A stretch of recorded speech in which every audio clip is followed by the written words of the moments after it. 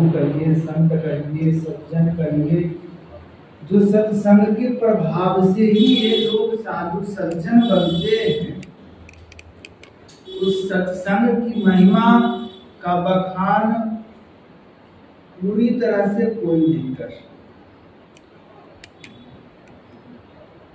विधि ब्रह्मा नहीं कर सकते, हरि विष्णु भी नहीं कर सकते, और हर अर्थात शिव भी नहीं कर सकते। और बाकी जो उसके बाद कहा, कवि कोविद अर्थात जो कवि हैं, जो पंडित यानी विद्वान हैं, ये सब भी कहत साधु महिमा सब जानी।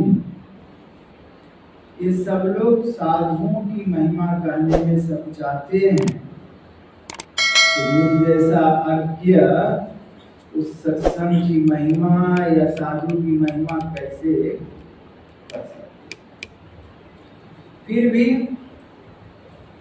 जैसे बड़े बड़े वाद्य यंत्रों के द्वारा लोग कुछ न कुछ अपने अपने संगीत को सुनाते हैं, और मच्छर के पास कुछ नहीं है तो मच्छर भी अपना पांव डोला करके, पंख डोला करके ना हमारे कान के पास कुछ न कुछ तो गुनगुनाता है। गुनगुनाने में कौन गीत गाता है तो पता नहीं चलता, लेकिन गुनगुनाते गुनगुनाते गुनगुना ही देता है। हम भी उस मच्छर की तरह कुछ न कुछ तो गुनगुना ही देंगे। तो अभी हम लोगों ने सुना कि सुनी समझाई जन मुदित मन, मज्जहि अति अनुराग, लहै चारि पल अचत तनु, साधु समाज प्रियाग। इसके पहले जो वर्णन है वह तीर्थराज का वर्णन है। उस प्रसंग को लेते हुए गोस्वामी जी कह रहे हैं कि वर्णित तीर्थराज में जो स्नान करता है, आगे कहेंगे मज्जन फल पेटिए तत्काला, काप होई टिक भगऊ मराला। इसके पहले कह रहे हैं जो लाभ होता है वो लाभ होता कैसे है। सत्संग की चर्चा गोस्वामी जी बाद में करते। देखो भाई, तरीका है, कुछ चीज अगर बेचना हो ना तो आज के दौर में भी इसको खरीदिए। मोबाइल का जो है ना सब कुछ इसमें, ये इतना रैम है, इतना ये सब कुछ पहले लाभ पहले मनुष्य को पता चलना चाहिए, तब काम शुरू करता है। इसलिए गोस्वामी जी ने भी पहले इसका लाभ ही बताना कहा दिया कि आदमी ऐसे कुछ करने के लिए तैयार नहीं होता। तो उन्होंने भी पहले यही कर दिया कि पहले लाभ बताते इसको, तो कुछ लोग फिर इसके प्रति आकर्षित होंगे, झुकाव होगा। नहीं तो सब कुछ जानने के बाद भी लोग इस ओर आना नहीं चाहते। तो कहते हैं सत्संग से लाभ तब होता है जब सुनी समझाई जन मुदित मन।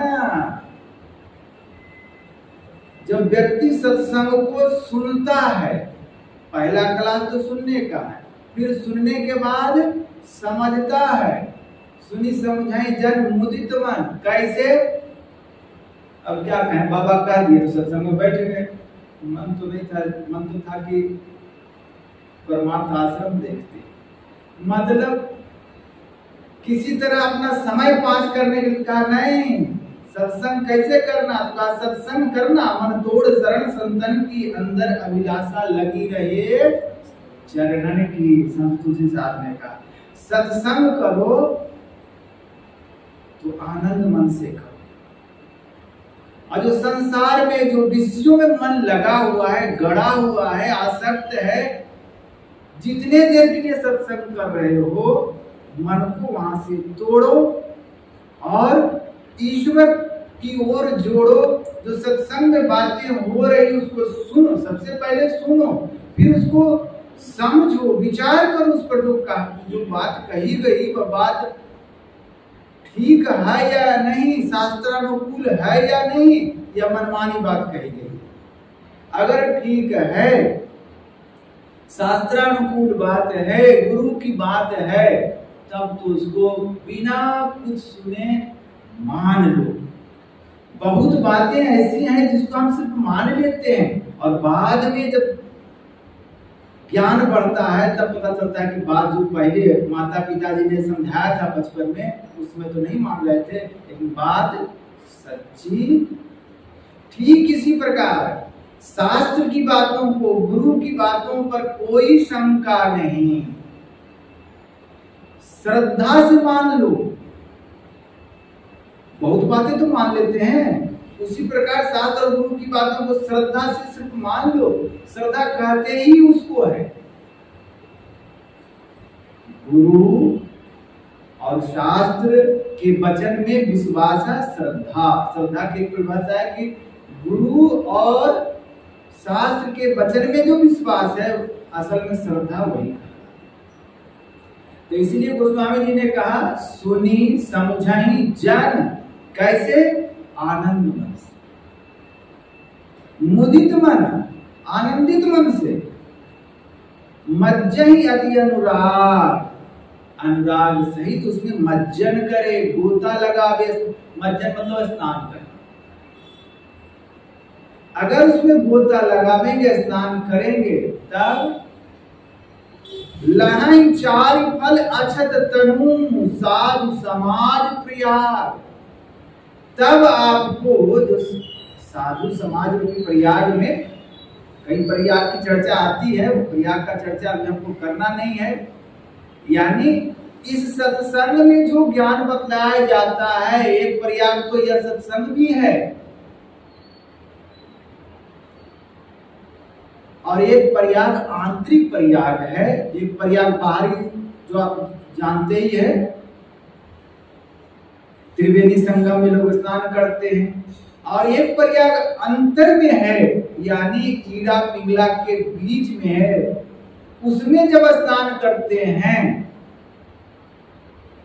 तो कहते हैं कि उसको अर्थ धर्म काम और मोक्ष, ये जो चारों चीज हैं उसको इससे प्राप्त हो। सिर्फ सत्संग से, सत्संग शब्द सिर्फ कहा गया है, तो ऐसा नहीं कि बस इसी सत्संग में बैठे बस प्राप्त हो गया, अब तक तो प्राप्त ना हुआ। सत्संग शब्द जब कहा गया तो बड़ी गंभीरता से अर्थ लेना पड़ेगा, क्योंकि सत्संग मतलब दोनों सत्संग, बाहरी और आंतरिक, इसी में समाहित है। हाँ, धर्म कथा बाहर सत्संगा, अंतर सत्संग ध्यान अभंगा, वो अर्थ लगाना। तो क्या कहा, मज्जन फल पे खिए तत्काला काप होई पिक बकऊ मराला। कहते हैं मज्जन। अब जो इस प्रयाग में, इस सत्संग रूपी प्रयाग में जो सचमुच डुबकी लगाया तो क्या होता है, मज्जन फल पेखिए तत्काला, तो तत्काल ही फल देखने को मिलता है। वो क्या, काक होई पिक बकऊ मराला। कौआ क्या हो जाता है, कोयल हो जाता है। हम तो पढ़ने के बाद आता बढ़िया फैक्टरी सत्संग है भाई, कौआ को डालो और कोयल। लेकिन अर्थ ऐसा नहीं है। कहने का मतलब जो कटुवादी है, जो दुष्ट प्रकृति के हैं, जो कठोर वचन बोलने वाले हैं, वो भी कैसे हो जाते हैं, जो मृदुभाषी हो जाते हैं। जो दुराचारी थे वो सदाचारी हो जाते हैं। यहाँ अर्थ बतलाया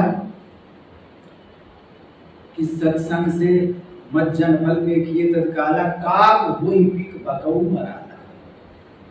उसमें बतलाया कि कैसे कैसे लोग इस सत्संग से सुधर गए। कुछ नाम लिया गया, जलचर थलचर नवचर नाना, जे जड़ चेतन जीव जहाना।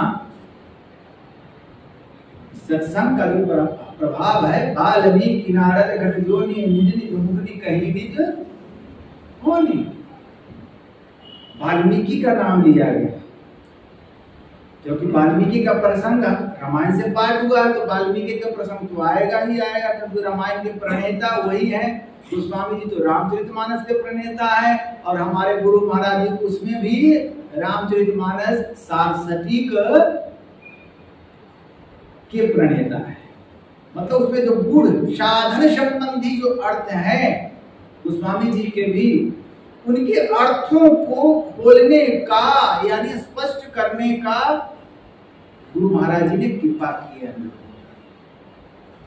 तो क्या कहते हैं, वाल्मीकि नारद घट जोनी, वाल्मीकि का नाम लिया तो वाल्मीकि जी की अब कथा सुनाते हैं आपको थोड़ी सी। आप लोग सभी जानते हैं, कोई नई बात नहीं, कथा पुरानी है, लेकिन एक ही कथा बार बार कही जाती है क्योंकि हम लोग उसको पकड़े, ग्रहण करें। वाल्मीकि जी दस्यु का काम करते थे, चोरी डकैती का काम करते थे, इसी से अपने जीवन यापन। वाल्मीकि जब यह काम करते थे तब वाल्मीकि नाम नहीं था, उनका नाम था रत्नाकर। तो वो राह में पहले अगर आप 80 के दशक में देखेंगे तो चोरी डकैती तो सेंध मारना ये होना ये सब तो चलता रहता था। तो आजकल तो कुछ कम हो गया है, कुछ तो बुलडोजर बाबा के डर से भी कुछ कम हो गया है। तो ऐसे चलते रहता था। तो रत्नाकर जो भी इस रास्ते से जाता था उसका सब माल हरण कर देता था, मार देता था। कहते हैं कि कई बैलगाड़ियां और उस रास्ते से अब जनेऊ जमा कर रखा था। अब क्या जाने ब्राह्मणों से क्या उनकी बैल थी पहले की पता नहीं, जनेऊ जोड़ कर रखा, संग्रह कर रखा था, इतने लोगों को मार रखा था। अन्य कितने लोगों को मारा था पता नहीं, मतलब कहने का मतलब बहुत लोगों को मार रखा। संजोग से उसी रास्ता से होकर के नारद जी जा रहे थे, तो बाघ छीने ब्राह्मण के बच्चा हो, तो साधु भी जा रहे थे, तो नारद जी को पकड़ा। तो नारद जी ने कहा भाई हमरा का पकड़ा, तो भाई हम तो सत्संग करके आ रहे हैं। तो कहा नहीं भाई, जो दक्षिणा अपना मिला सब निकालो, मैं तो देखो आ दिया। तो कहा हमारे पास तो कुछ है नहीं, हम तो भाई सत्संग करते हैं। तो कहा देख भैया जी, तो लोगों को मारता काटता है, इसमें जो हिंसा होती है, तो हिंसा से जो पाप होता है, तो तुम जो हिंसा करके जो धन अर्जन करते हो, इसमें तुम्हारे जो परिवार के सदस्य वो भागी बनेंगे, पार्टनर बनेंगे। तो कहा क्यों नहीं बनेंगे। घुमाया नारद जी, घुमाया दुकानदार के पास जाकर, तो आपको बोलने का मतलब इतना का ऐसे लावा ऐसे लावा ऐसे लावा करते आपको घुमा देगा, आपका घुमा क्या कितना कर है। उसी प्रकार नारद जी ने घुमा दिया उसको। कहा बताओ भाई, कहा क्यों नहीं। तो कहा आप पूछ करके तो आइए, घर वाले से पत्नी से सब कुछ पूछ करके आइए। कहा भैया हम भी पक्का चोर है, हम जाए पूछने और तू यहाँ 9-2 फर्र हो जाओगे, तब क्या होगा। कहा देख भैया हम ठहरे साधु, हमसे डरने की भी आवश्यकता नहीं और हम भागने वालों में से नहीं है। तुमको विश्वास नहीं है तो पेड़ में बांध दे। पेड़ में बांध दिया नारद जी। देखो साधु कितने दयालु होते हैं, पेड़ में बंद करके भी सद्ज्ञान का उपदेश करते हैं। गया वहां अपनी माताजी से पूछा, पिताजी से पूछा। कहा बेटा मैंने तो तुम्हारा इस तरह चोरी डकैती से पालन नहीं किया था, अब हम वृद्ध हो गए, तुम्हारा दायित्व तो बनता है, कर्तव्य बनता है, स्वधर्म बनता है, तो मैं तो नहीं कहूँ कि इस तरह करके पालन करो। और हम लोग तो भाई आप इसमें हिस्सा क्या ले सकते हो, अपनी अपनी करनी, अपने अपने भाई हम ना हिस्सा लेंगे। तो कहा भाई आप लोग तो वृद्ध है, कम से कम जो हमारी प्यारी प्यारी पत्नी है, अर्धांगिनी है, तो आधा पार्टनर तो भाई 7 जन्म तक पीछा करती है, तो कम से कम। तो कहा पत्नी से पूछा, कहा तुम जानती हो तुमको हम कहाँ से बनारसी साड़ी ला के देते हैं, पैसा कहाँ से लाते हैं। तो लोगों का गर्दन काटते हैं और उसके पास से जो माल मिलता है ना उसी से हाँ बनारसी और मद्रासी साड़ी लाते हैं तुम्हारे लिए। तो कहा भाई हम थोड़े कहते हैं कि आप इसे गर्दन काटो, अरे आपने हमारे जीवन का भार लिया, कहां से खिलाओगे पिलाओगे तुम जानो, तुम्हारा काम जानो, तुम्हारा कर्म तुम जानो, भैया हम न देंगे। अब उसको बड़ा कि जिन लोगों को हम पालन पोषण करते हैं, जिनके लिए हम लोगों को मारते हैं, काटते हैं, इन सारे पापों का फल भुगतान मेरे को ही करना पड़ेगा। अब उसको बड़ा दुख हुआ। अब उसको उसके पैर तले से जमीन लगती है, खिसक गई। अब उसकी शुद्धि बुद्धि खो गई। अब किसी तरह पांव घसीटते घसीटते नारद जी के पास में पहुंचा और नारद जी के चरणों में गिर पड़ा,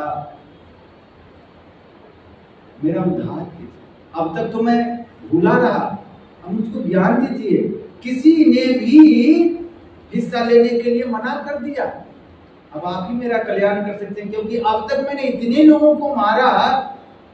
जब चिंतन करता हूं तो इसका पाप का फल कैसे मैं भुगतान करूंगा? कोई उपाय, कोई रास्ता तो बताइए। नारद जी ने कहा, भैया पहले मेरा रास्ता तो खोल, पेड़ में बांध रखा है, ज्ञान कैसे दूं? हाथ पांव सब बंधा है, अब तो खोल। नारद जी को खोला।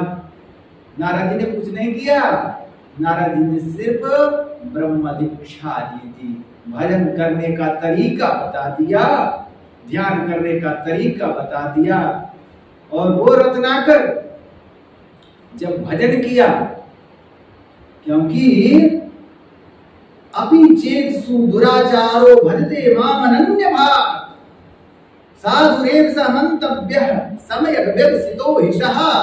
गीता में भगवान कृष्ण ने कहा कि अगर कोई अति दुराचारी भी है और अनन्य भाव से मेरा अगर भजन करता है, अगर संकल्प आज ले लिया तो आज से ही उसको साधु मानना चाहिए, क्योंकि उसका संकल्प, क्योंकि वो उसका जो संकल्प है वो दृढ़ होता है।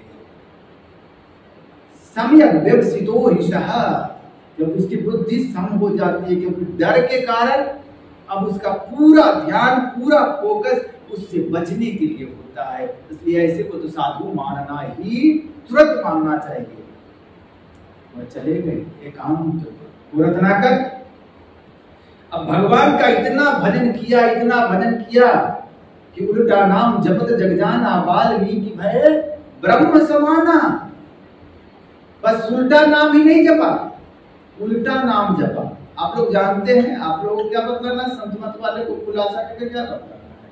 अरे सुल्टा नाम कहते हैं भाई, जैसे हम कोई भी शब्दों का उच्चारण करते हैं तो कोई भी शब्द पहले स्वर या व्यंजन कोई भी जो हम उच्चारण करते हैं तो पहले वह नाभि से टकराता है, नाभि से फिर हृदय से टकराता है, हृदय से फिर कंठ से टकराता है। प्रवृत्ति या मुंह में बहुत सारे उच्चारण स्थान है, कंठ है, ओष्ठ है, बहुत सारे उच्चारण। जो शब्द जहां से उच्चारित होना है वह वहां से टकराते हुए उच्चारण होता है।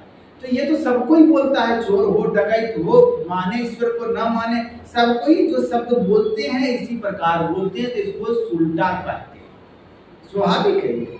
जब उल्टा कहने का मतलब है जैसे हम अभी बोलते हैं इसका उल्टा मतलब, ही तो नीचे से ऊपर की ओर वाणी आई, शब्द आया, अक्षर आया, परंतु यानी पिंड से शब्द आया। जो शब्द ब्रह्मांडीय शब्द है, जो परमात्मीय शब्द है, इस सिर को भी लघु, एक तो विश्व ब्रह्मांड है, इस सिर को लघु ब्रह्मांड कहते हैं। हया रही धुल से सदा तेरे बुलाने के लिए। तो रत्नाकर ने, जो नारद जी ने दीक्षा दी थी, दोनों दीक्षा दी थी, वर्णात्मक और ध्वन्यात्मक दोनों के भेद बता दिए थे, क्योंकि वो जानते थे, नारद जी जानते थे, भगवान के पार्षद थे, तो उनको पता था कि आगे इसका होने वाला क्या है। तो उन्होंने दोनों दीक्षा दी और दोनों दीक्षा देने के बाद जब उसने उसमें सुल्टा नाम में सफलता प्राप्त कर ली तो उल्टा नाम जपा और ऐसी समाधि लगी कि शरीर में दीमक लग गए लेकिन होश नहीं। वाल्मीकि दीमक को कहते हैं। ऐसी समाधि, संप्रज्ञात और असंप्रज्ञात समाधि लग गई। इतनी विचित्र बात है, भगवान का संकल्प है ना कि अपि चेत्सु दुराचार। जब राम जी को वनवास होता है तो वाल्मीकि भी कहां तपस्या कर रहे हैं? जंगल में कर रहे हैं, चित्रकूट के करीब हैं। तब उन्हीं के पास में जाते हैं। अब उनको रत्नाकर के रूप में नहीं देख रहे हैं।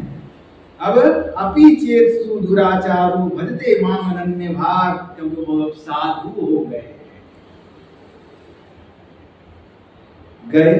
उनसे पूछा, भाई मेरे रहने का कोई स्थान बता दो। बड़ी विचित्र बात है, ऐसा भी होता है।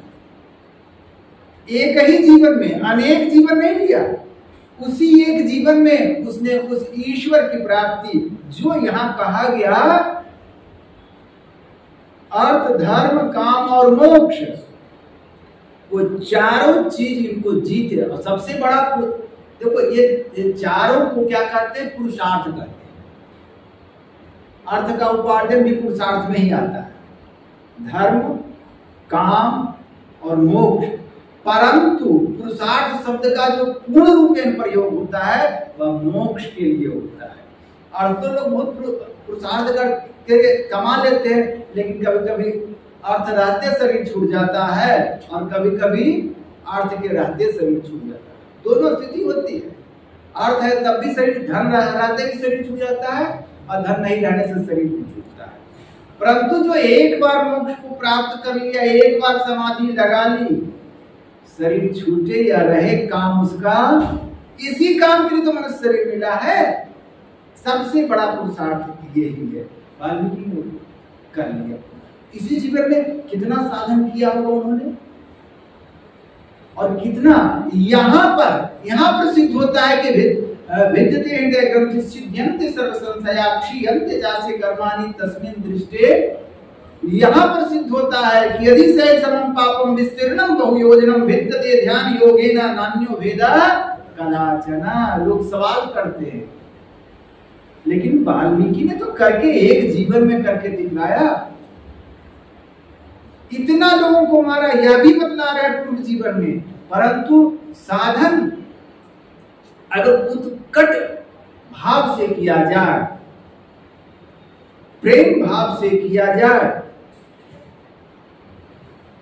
तो आपके सारे पाप नष्ट हो सकते हैं। भगवान राम ने कहा, बताओ भाई, पूछो, कहा कि मेरे को 14 वर्ष तक वनवास मिला है, तो मेरे को जंगल में रहना है, तो कहाँ रहूं? कोई रहने की जगह बता दीजिए। अब रत्नाकर कैसा है, कहते हैं, उनकी दृष्टि कैसे, देखने वाली बात है, विचारने योग्य है। पूछे मोहि कि मैं रहूं कहाँ? अब मैं पूछत सब जाऊं, जहां न हो तहां देहु कही, तुम ही देखाऊं। प्रभु दुनिया को नचा सकते हो, लेकिन मेरे को नचाना अब मुश्किल है, क्योंकि निर्गुण रूप सुलभति सगुण जान नहीं कोई, सुगम अगम नाना चरित सुनि मुनि मन भ्रम होय। क्योंकि मैं आपके निर्गुण स्वरूप को जानता हूँ, और निर्गुण स्वरूप एक होता है, सगुण स्वरूप बहुत होता है, इसलिए शंका की कोई बात ही नहीं। जोगिना तत्व मैं भाषा, जोगिना जोगी जो होते हैं क्या कहते हैं? तत्व रूप से उसको जानते हैं। वही स्थिति ध्वन्यात्मक शब्द को पकड़ने के कारण, उल्टा नाम जपने के कारण किसकी स्थिति हो गई है? उस रत्नाकर वाल्मीकि की स्थिति हो गई। हमारे पास भी वही दीक्षा है, वही ब्रह्म ज्ञान है। आज हम सफल क्यों नहीं हो रहे हैं? ज्ञान वही मिला, हमारे गुरुदेव ने उस ज्ञान की पूर्णता को हासिल किया। हमको क्यों नहीं हो रहा है? इसका मतलब सही गुरु आज्ञा का पालन नहीं हो रहा है। हम बात तो खूब बना रहे हैं, सुंदर सुंदर। गोस्वामी जी ने कहा, वाक्य ज्ञान अत्यंत निपुण, भव पार न पावई कोई। निशि गृह मद दीप की बात नहीं, तब निवृत्त नहीं। बहुत किस्सा करोगे, बत्ती लाओ दीप लाओ, इससे दीपक जलेगा कि उठ करके बत्ती दीपक लाओ माचिस जलाओ तुरंत प्रकाश हो जाएगा। ठीक उसी प्रकार जो साधन हमको मिला है, मानस जप का, मानस ध्यान का, दृष्टि योग का, नादानुसंधान का, इसको अगर आप मनोयोग पूर्वक करें तो निश्चित रूप से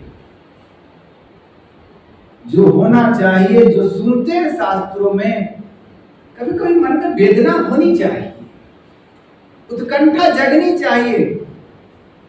बहुत सुनते हैं दृष्टि टिकाओ, दो नैन नजर जोड़ी, घबू भजन गाते, दो नैन नजर जोड़ी के एक नोक बना के, अंतर में देख सुन सुन अंतर में खोज। अरे कभी लड़ाओ तो दृष्टि को टिकाओ, आनंद लेने की चेष्टा करो, और जब टिकेगा तो दृष्टि टिके नजर के जोर से। अरे हारे में ही लगे टकटकी खूब जोर से, और दृष्टि नहीं टिके तो नींद भी आवे खूब जोर से।